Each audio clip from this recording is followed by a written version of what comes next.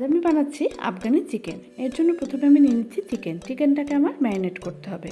প্রথমে আমি নিয়ে নিচ্ছি লেবুর রস, তারপর আমি দিয়ে দিচ্ছি রসুন বাটা, দিয়ে দিচ্ছি আদা বাটা, তারপর দিয়ে দেবো আমি স্বাদ মতো লবণ, তারপর 1 চিমটি ফুড কালার, এটা অপশনাল, আপনারা নাও দিতে পারেন।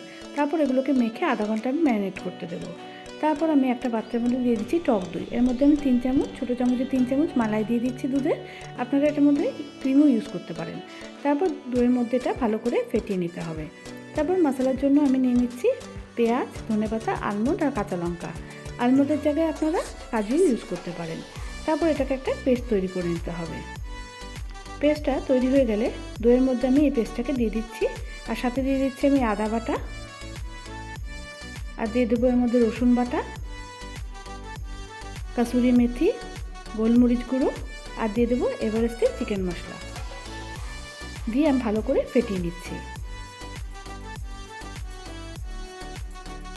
তারপর আধা ঘন্টা হয়ে গেলে ম্যারিনেট করা চিকেনের মধ্যে আমি ছোটো চামচে 3 চামচ সাদা তেল দিয়ে দিচ্ছি, দিয়ে আমি ভালো করে মাখিয়ে নিচ্ছি। তারপর আমি চিকেনগুলোকে গ্রিল করে নিচ্ছি। চিকেনটা গ্রিল হয়ে গেলে এর মধ্যে আমি বাটার ব্রাশ করে দেব। এরপর আমি ওই দইয়ের মধ্যে চিকেনগুলোকে দিয়ে ভালো করে মাখিয়ে দিচ্ছি। তারপর একটা পাত্রের মধ্যে আমি বাটার দিয়ে দিচ্ছি। বাটার দিয়ে দইয়ের থেকে চিকেনগুলোকে তুলে আমি এর মধ্যে শুকনো করে একদম ফ্রাই করে নেব।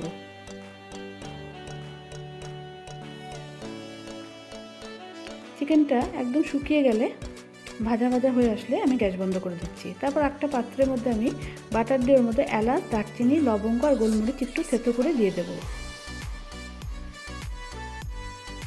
তারপর এর মধ্যে আমি দিয়ে দেবো দইয়ের মিশ্রণটি।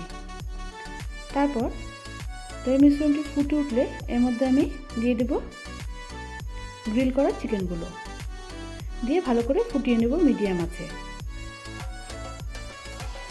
চিকেনের মধ্যে আমি লবণ দিয়েছিলাম, তাই আমি এক্সট্রা করে লবণ দিচ্ছি না, আপনাদের প্রয়োজন হলে অল্প লবণ দিয়ে দেবেন। আমি দিয়ে দিচ্ছি এর মধ্যে চিনি আর কাঁচা লঙ্কা, দিয়ে আমি ভালো করে ফুটিয়ে গ্রেভিটাকে ঘন করে নিচ্ছি। এটা হবে মিডিয়াম আঁচে রান্নাটা।